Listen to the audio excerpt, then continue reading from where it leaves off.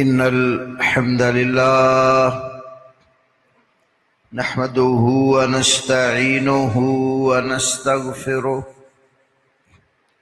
ونعوذ بالله من شرور أنفسنا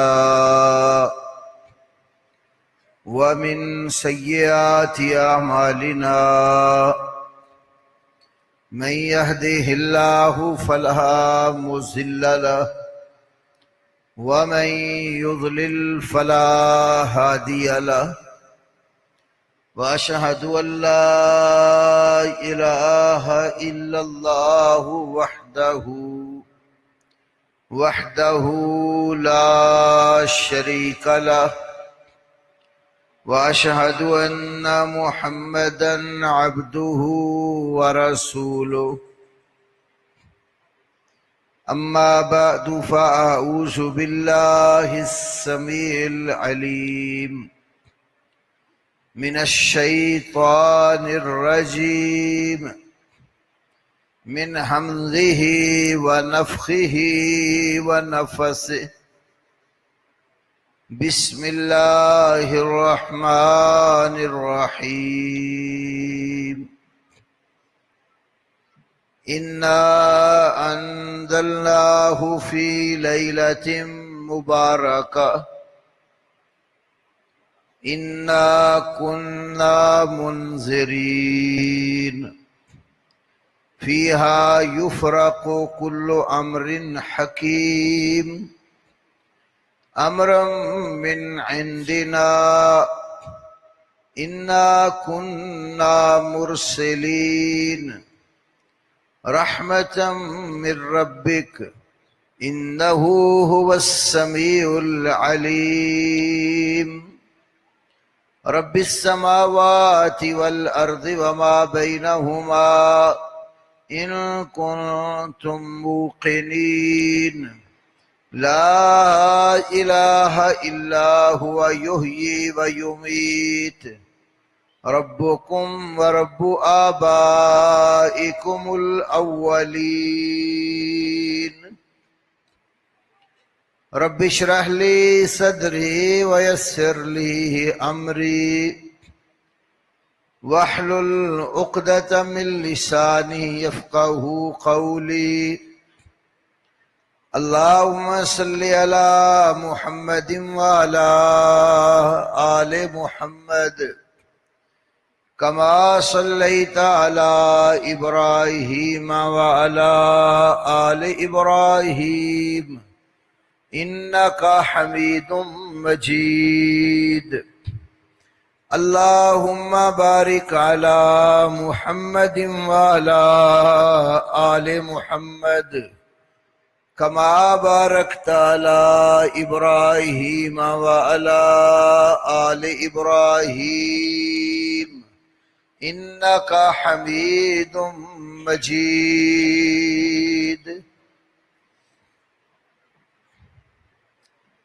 اللہ رب العالمین نے 25ویں پارے میں سورۃ الدخان کی ابتدائی آیات میں ارشاد فرمایا انا انزلناہ فی لیلۃ مبارکہ، یقیناً ہم نے اس قرآن کو برکت والی رات میں نازل کیا۔ انا کنا منذرین، بلا شک و شبہ ہم ڈرانے والے ہیں۔ فیہا یفرق کل امر حکیم، اس رات میں ہر پر حکمت کام کا فیصلہ کیا جاتا ہے۔ امر من عندنا، حکم ہماری طرف سے آتا ہے۔ انا کنا مرسلین، یقیناً ہم ہی پیغام بھیجنے والے ہیں۔ رحمت من ربک، یہ تیرے رب کی طرف سے رحمت ہے۔ انہ هو السمیع العلیم، یقیناً وہ اللہ ہر کسی کی سننے والا، ہر چیز کو جاننے والا ہے۔ رب السماوات والارض وما بینہما، آسمانوں کا بھی وہ رب ہے، زمین کا بھی وہ رب ہے، اور آسمان و زمین کے درمیان جس قدر بھی مخلوقات ہیں ان سب کا وہ رب ہے۔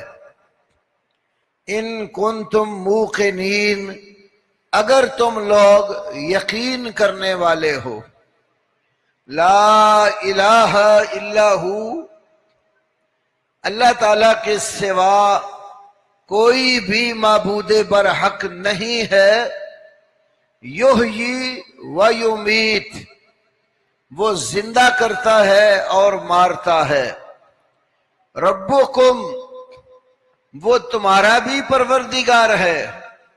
ورب آبائکم الاولین، اور جو تمہارے باپ دادا پہلے گزر چکے ہیں ان کا بھی وہ رب ہے۔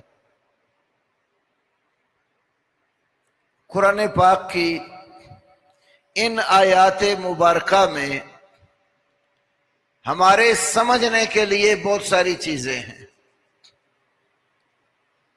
ایک بات تو یہ ہے، اللہ تعالیٰ فرما رہا ہے کہ ہم نے اس قرآن کو برکت والی رات میں نازل کیا۔ یہ جو نازل کرنے کی بات ہے نا،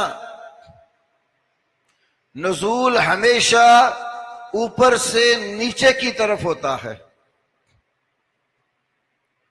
جو بچے ہمارے سکولوں میں پڑھتے ہیں، حساب کتاب سیکھتے اور جانتے ہیں،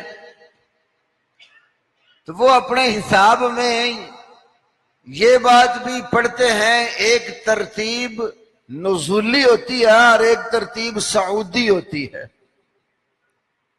صعود کا معنی ہوتا ہے اوپر چڑھنا، اور نزول کا معنی اوپر سے نیچے آنا۔ تو انا انزلنا سے عقیدے کا ایک مسئلہ یہ معلوم ہوتا ہے، جس ہستی نے یہ قرآن اتارا ہے وہ سب سے اونچی اور بلند و بالا ہستی ہے، اور وہ ہستی عرش کے اوپر مستوی ہے، جس کے متعلق قرآن پاک میں تقریباً 8 آیتیں ہیں۔ الرحمن علی العرش استوى، رحمان عرش کے اوپر مستوی ہے۔ صحیح مسلم اور سنن نسائی میں ایک حدیث شریف ہے، ایک صحابی کی باندی ان کی بکریاں چرایا کرتی تھی، تو ایک دفعہ ریوڑ میں سے کوئی بکری بھیڑیا اٹھا کر لے گیا، تو اس صحابی کو غصہ آیا کہ تیرے ہوتے ہوئے بکری غائب ہو گئی ہے، بھیڑیا اس کو اٹھا کر لے گیا۔ غصے میں باندی کو تھپڑ دے مارا۔ پھر کچھ وقت کے بعد اس صحابی کو اپنے کیے ہوئے فعل پر ندامت ہوئی، کیونکہ رسول اللہ صلی اللہ علیہ وسلم خود بھی اور اپنی امت کو بھی غلاموں کے ساتھ حسن سلوک کرنے کا حکم فرماتے۔ دنیا سے جب آپ رخصت ہوئے نا، موت کے قریب جو وصیتیں آپ نے فرمائی، ابو داود کی ایک حدیث میں ہے کہ آپ نے فرمایا کہ نماز کا خیال رکھنا، نماز کا خیال رکھنا اور اپنے غلام باندیوں کا خیال رکھنا۔ الصلاۃ الصلاۃ، وما ملکت ایمانکم، تو غلام باندیاں بندے کے ماتحت ہوتے ہیں، تو اپنے ماتحت افراد کے ساتھ ظلم اور زیادتی نہ کیجیے، ماتحت افراد کے ساتھ عدل اور انصاف سے کام لیجیے۔ صحابی کو ندامت ہوئی کہ جو عمل میں نے کیا ہے یہ ٹھیک نہیں ہے۔ صحابہ کرام رضوان اللہ علیہم اجمعین میں بہت بڑی خوبی یہ تھی کہ جب کوئی غلطی ہو جاتی اپنی غلطی کی بخشش کروانے کے لیے بےتاب ہو جاتے تھے۔ یہ نہیں ہوتا تھا کہ غلطی اور گناہ ہو گیا بس پھر اس گناہ کو ڈٹائی کے ساتھ کرتے ہی چلے جائیں۔ آج کتنے مسلمان ایسے ہیں غلط کام کر رہے ہوں ان کو بتایا جاتا ہے، بتانے کے باوجود باز نہیں آتے۔ ایک دن بندہ لا علم ہے، شرعی مسئلے کا پتہ نہیں ہے اس کو، لا علمی سے اس سے کوئی کام ہو گیا تو وہ قابل معذرت ہے، لیکن جب لا علمی رہے ہی نہ، بتانے والا بتائے کہ بھائی یہ جو آپ کام کر رہے ہیں یہ شرعاً صحیح نہیں ہے، غلط ہے، اس سے اپنے آپ کو بچاؤ، تو بتانے کے باوجود بھی وہ حرام کام کیے ہی جاتے ہیں۔ میں ایک مثال دیتا ہوں آپ کو۔ لوگ خواہ کوئی پڑھے لکھے ہوں یا سادہ ان پڑھ ہوں، ہر مسلمان کے دل میں مسجد کی عزت، اس کا وقار اور احترام ہوتا ہے۔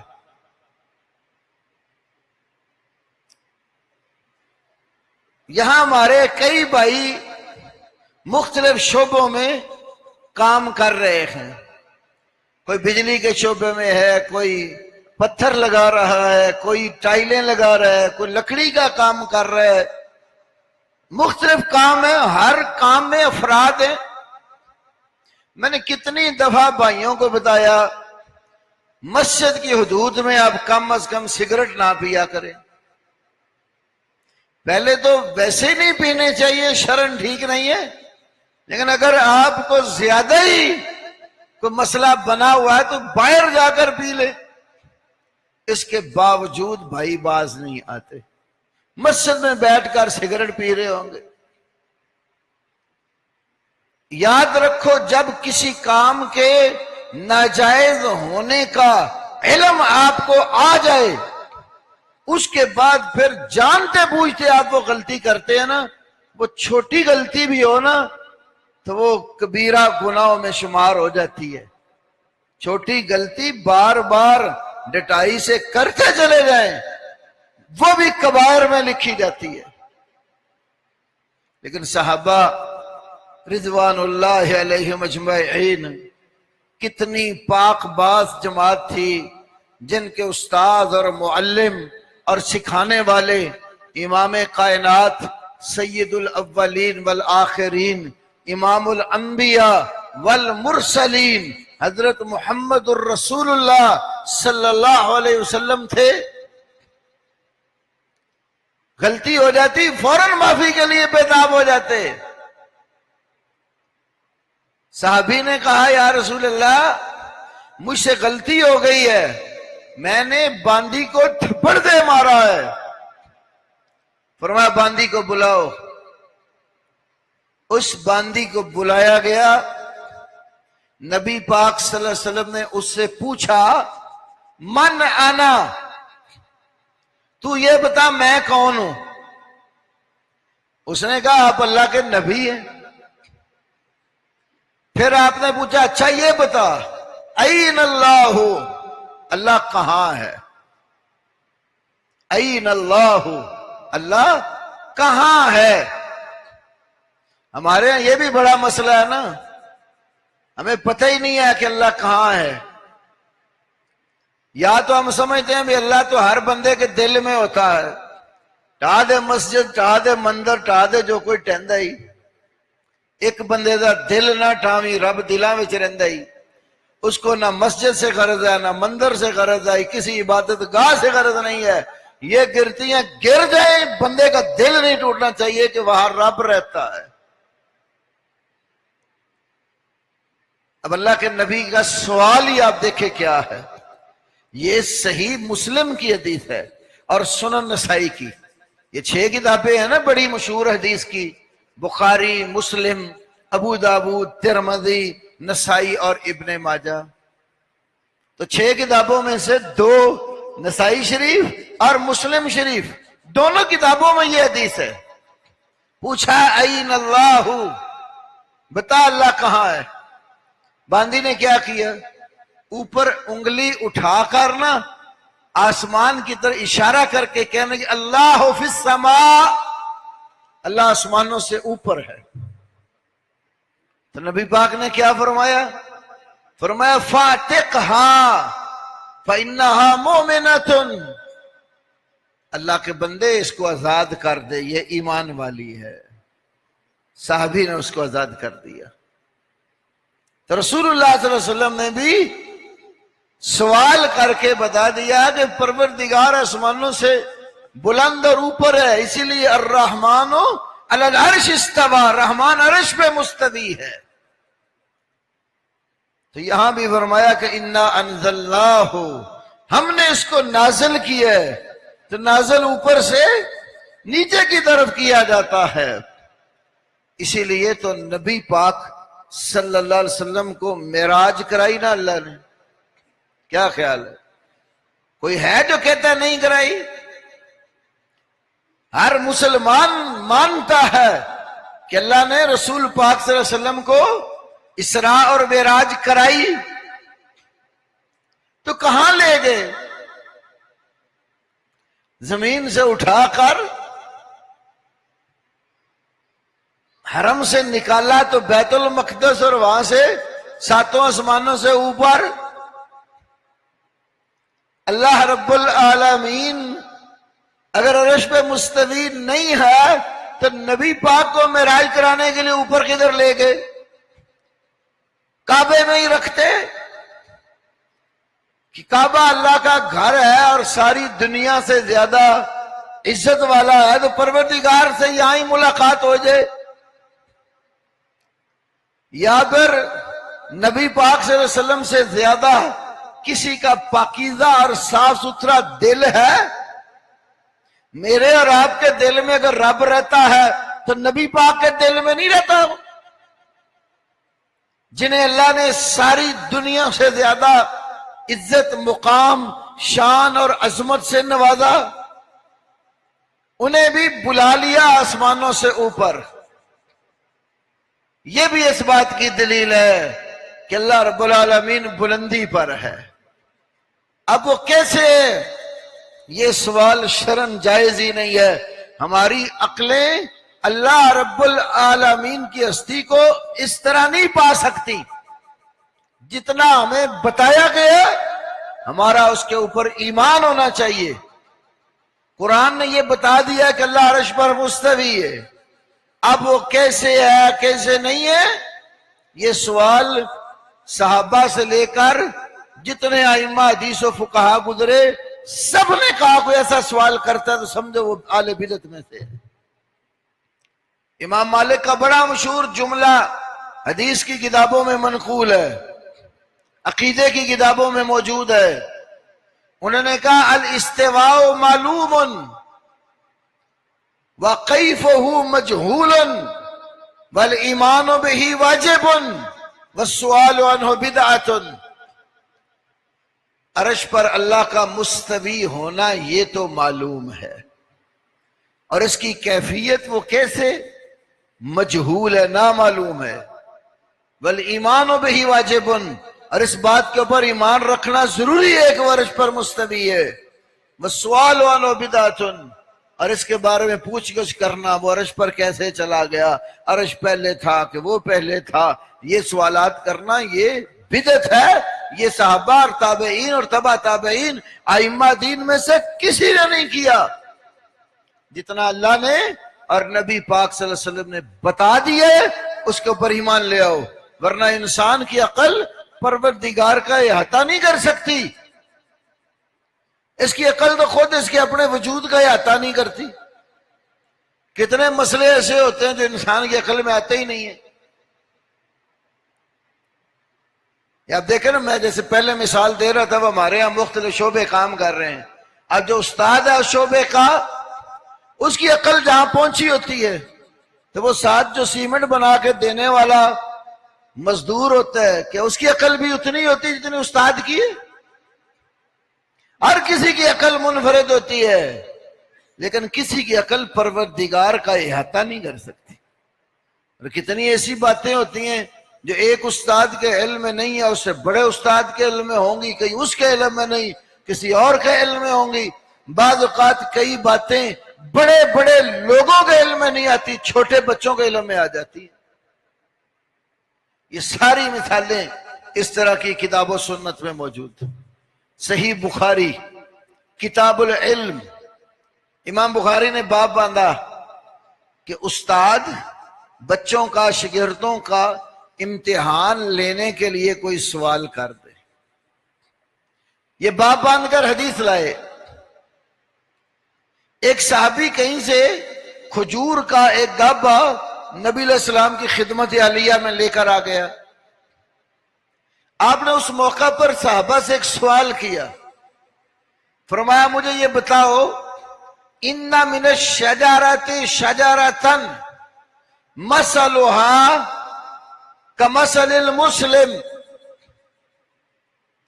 مجھے یہ بتاؤ، درختوں میں ایک ایسا درخت ہے، اس کی مثال مسلمان کی مثال ہے.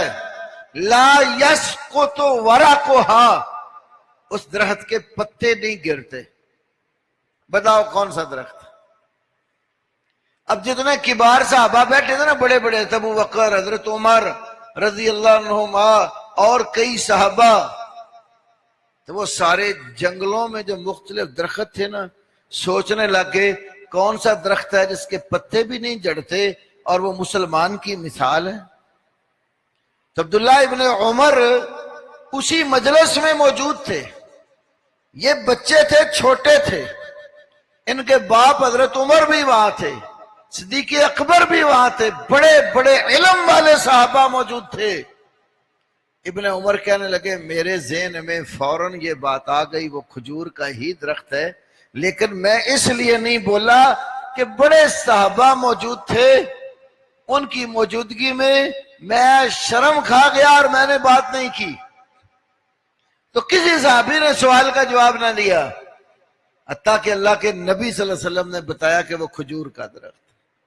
پھر جب گھر گئے، اپنے والد محترم کو کہنے لگے ابا جان، وہ جس سوال کا جواب کسی کو بھی نہیں آ رہا تھا، فوراً میرے ذہن میں آ گیا تھا کہ وہ کھجور کا درخت ہے.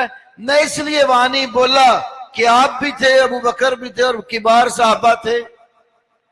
تو فرمانے لگے بیٹا، اگر رسول اللہ کی مجلس میں تو اس سوال کا جواب دیتا تو تیرے باپ عمر کے لیے بھی فخر کی بات تھی کہ جس سوال کا جواب بڑے بڑوں کو نہیں آیا، وہ چھوٹے میرے بیٹے عبداللہ بن عمر کے ذہن میں آ گیا. یہ علم ہے. اللہ تبارک و تعالی کبھی کسی کو نوازتا ہے، کبھی کسی کو نواز دیتا ہے. کئی دفعہ بڑے بڑے رہ جاتے ہیں، چھوٹے بچے جو ہیں مقام پا جاتے ہیں. کئی دفعہ استاد ہی ہوتے ہیں اور شاگرد اس منزل کو نہیں پہنچتے، اور کئی دفعہ شاگرد استادوں سے بھی آگے نکل جاتے ہیں. امام بخاری کتنے بڑے محدث تھے، اور امام ترمذی بھی. ترمذی جو ہیں یہ امام بخاری کے شاگرد ہیں. تو امام بخاری نے ایک دفعہ امام ترمذی سے کہا جتنا نفع میں نے تجھ سے حاصل کیا ہے اتنا تو نے مجھ سے حاصل نہیں کیا. حالانکہ بخاری بہت بڑے حدیث کے امام تھے. امام بخاری رحمت اللہ علیہ کی صحیح بخاری کی جتنی شروحات لکھی گئی ہیں، دنیا میں کسی بھی حدیث کی کتاب کی اتنی شروحات نہیں لکھی گئی. میرے اپنے کتب خانے میں باقی 5 کتابیں اور ان کو شروحات ایک طرف، اور صحیح بخاری کی شروعات ان سب سے زیادہ ہے۔ اتنا بڑا مقام اللہ نے دیا تھا، استاد تھے بخاری، کتب ستہ والے جو امام ہیں ان میں سے مسلم کے بھی استاد ہیں، ترمذی کے بھی استاد ہیں، نسائی کے بھی استاد ہیں۔ اب آپ دیکھیے تینوں امام بڑے بڑے امام ہیں، امام نسائی، امام ترمذی اور امام مسلم، اور امام بخاری ان تینوں کے استاد تھے۔ لیکن اپنے شاگرد امام ترمذی سے کہتے ہیں جتنا نفع میں نے تیرے علم سے حاصل کیا ہے اتنا تو نے مجھ سے حاصل نہیں کیا۔ تو کبھی استاد شاگردوں سے سبق لے لیتے ہیں۔ یہ اللہ تعالیٰ کے دین کی بات ہے، جس کو جتنا چاہتا ہے وہ عطا کر دیتا ہے۔ اس لیے انسانی عقل کسی کی ایسی نہیں ہے جو یہ دعویٰ کرے کہ میں رب العالمین کی جتنی صفتیں ہیں ان کا احاطہ کر لوں۔ وَلَا يُحِيطُونَ بِشَيْءٍ مِّنْ عِلْمِهِ، آیت الکرسی میں اللہ نے فرما دیا اللہ کے علم کا کچھ بھی بِشَيْءٍ تھوڑا سا بھی احاطہ لوگ نہیں کر سکتے۔ اتنا پروردگار کا علم ہے، تو اللہ کے علم کا جب کچھ بھی احاطہ نہیں کر سکتے تو اس کی ذات کا احاطہ کوئی کیسے کر سکتا ہے؟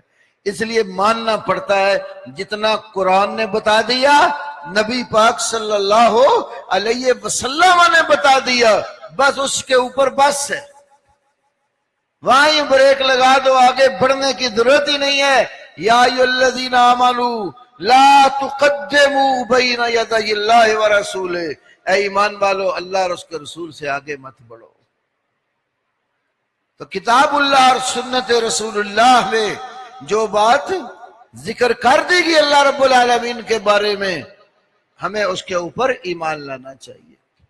دوسری بات، اِنَّا أَنزَلْنَاهُ فِي لَيْلَةٍ مُبَارَكَةٍ، اس قرآن کو ہم نے برکت والی رات میں اتارا، اور یہی بات اللہ تعالی نے سورۃ القدر میں بھی ذکر فرمائی۔ وہاں کہا اِنَّا أَنزَلْنَاهُ فِي لَيْلَةِ الْقَدْرِ، یقیناً ہم نے اس قرآن کو قدر والی رات میں اتارا۔ دخان میں کہا برکت والی رات میں اتارا، اور سورۃ القدر میں فرمایا قدر والی رات میں اتارا۔ اب کیا یہ دو الگ الگ راتیں ہیں جن میں قرآن آیا ہے، یہ ایک ہی رات ہے؟ ہمارے بعض افراد اور بھائیوں کو یہ غلطی لگی، انہوں نے سمجھا کہ سورہ دخان کی آیت سے مراد شعبان کی 15 ہے، اور قدر سے مراد رمضان المبارک میں آخری عشرے کی طاق راتوں میں سے کوئی رات ہے۔ اگر یہ تفسیر کریں تو یہ تفسیر قرآن کے خلاف ہے۔ اس لیے 15 شعبان یہ رمضان کا تو مہینہ نہیں ہے نا، شعبان کا مہینہ ہے، اور قدر والی رات رمضان کے مہینے میں۔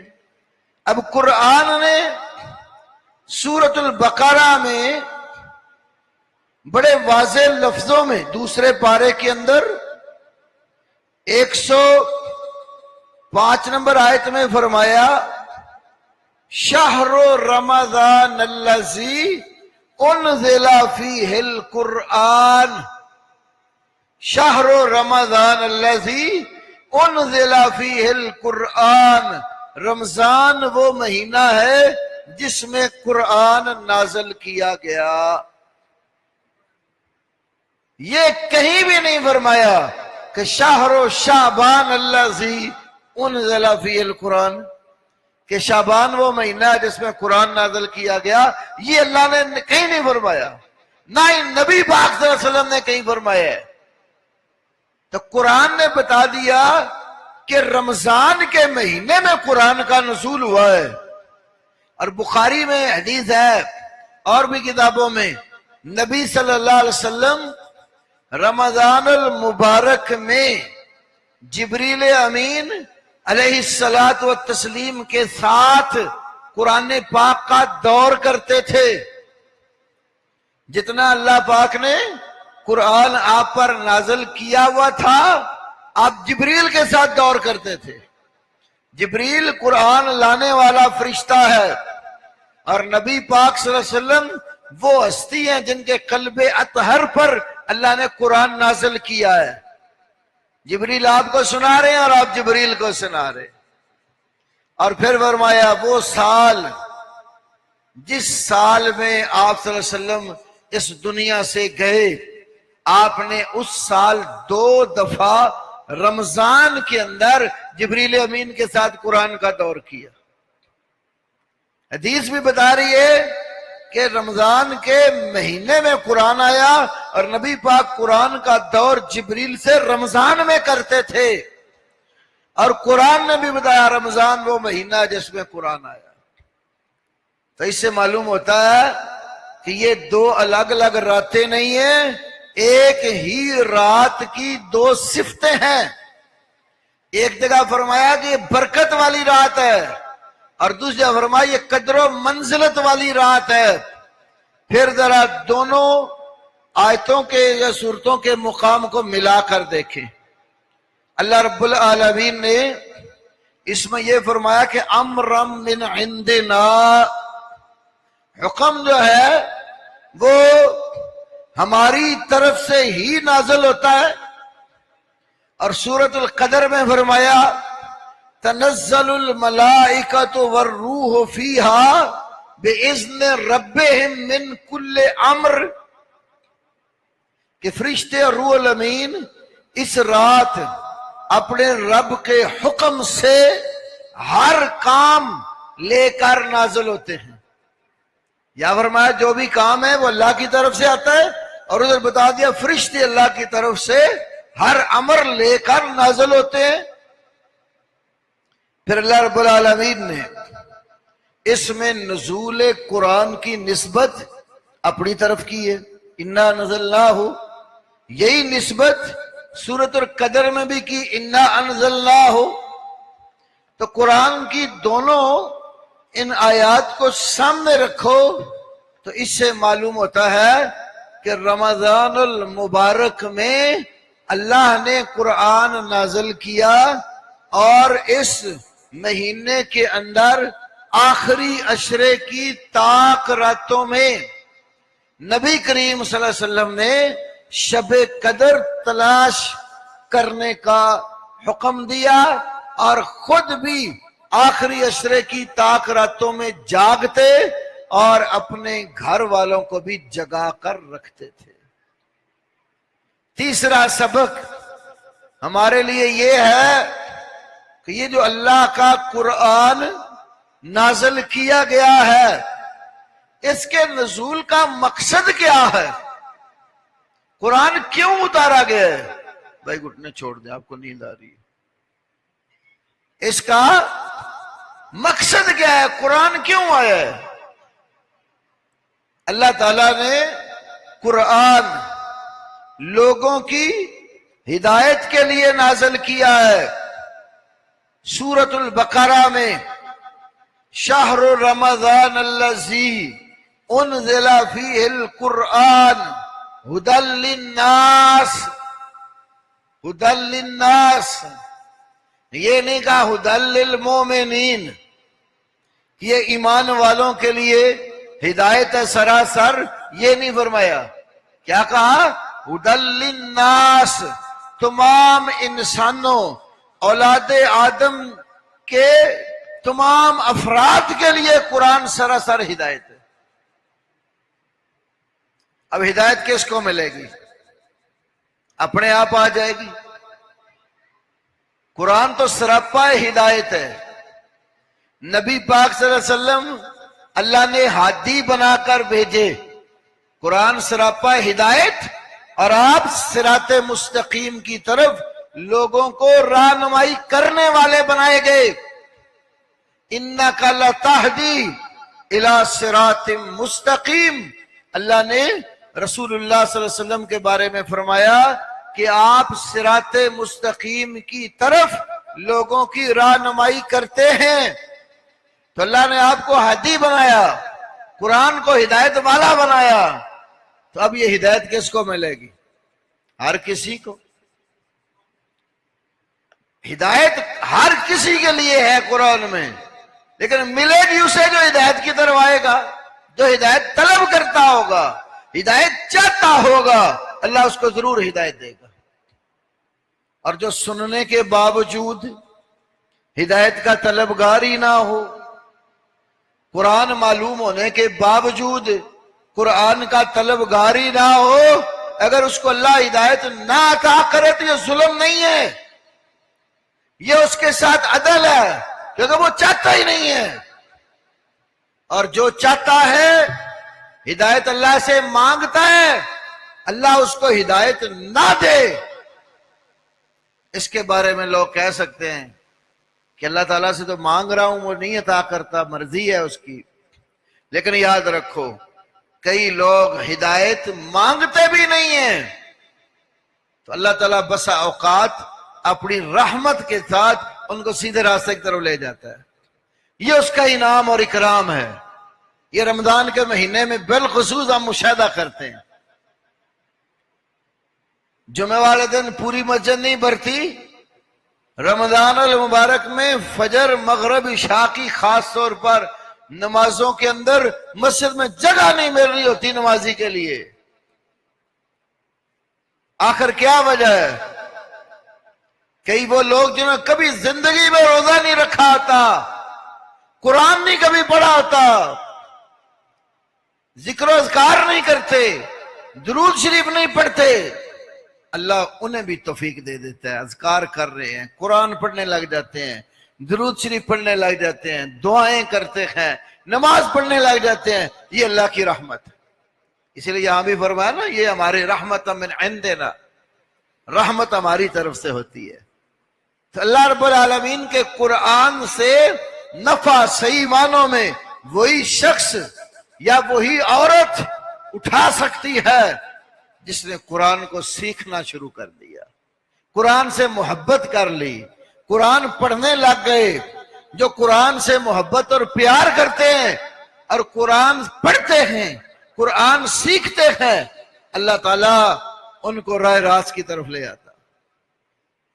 کتنی ماشاءاللہ ہماری بہنیں ہیں، صبح اٹھتی ہیں، فجر کی نماز سے کئی پہلے بھی اٹھتی ہیں، تہجد پڑھتی ہیں، قرآن پڑھتی ہیں، نماز پڑھ کے پھر قرآن لے کر بیٹھ جاتی ہیں، قرآن پڑھتی ہیں، سورج نکلتا ہے، اس کے بعد 2 رکعت اشراق کی نماز پڑھ کے پھر کئی آرام کرتی، کئی بچوں کو سکول بھیج کے پھر آرام کر لیتی۔